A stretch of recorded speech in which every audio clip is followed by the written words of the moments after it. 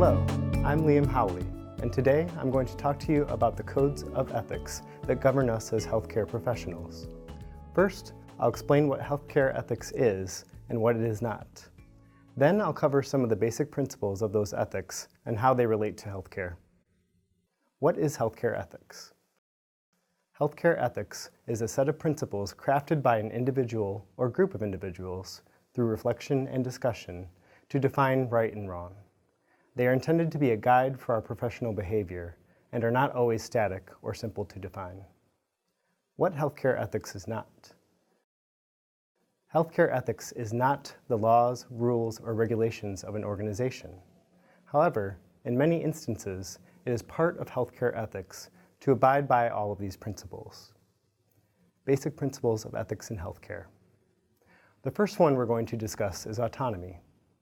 Autonomy is defined as self-determination that is free from both controlling interferences by others and personal limitations preventing meaningful choice, such as inadequate understanding or faulty reasoning.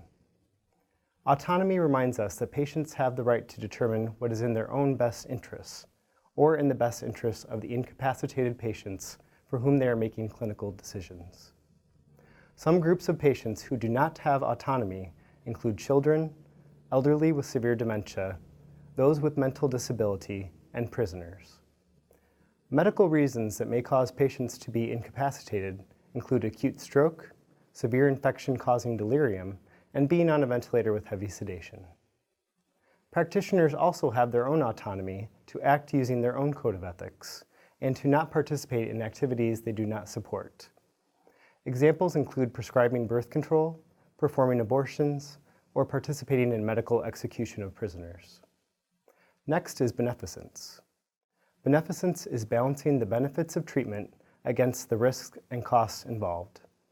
Some treatments are definitely worth the risks, such as treating bacterial pneumonia with antibiotics despite the possible side effects of the medications. Other treatments may be too risky, such as performing a lung resection in a patient with severe chronic respiratory failure requiring oxygen. Our actions need to be motivated by what is in the person's best interests and should take into account the person's values and quality of life.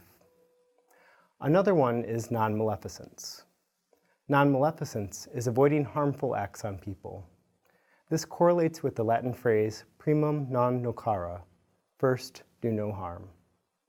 This includes giving information that is incorrect, such as diagnosing a person with pneumonia when in fact the lung mass on their x-ray is due to cancer, and also not acquiring important information from a person, such as failing to ask them about their medication allergies and then prescribing an antibiotic they are allergic to.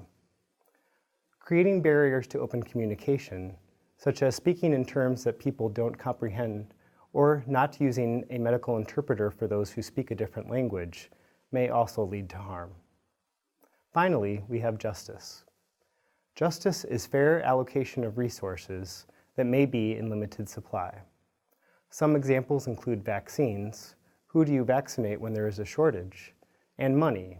How should we prioritize money spent on healthcare and ensure that resources are distributed fairly? I hope this helps you understand more about healthcare ethics and the principles that guide them. Thank you.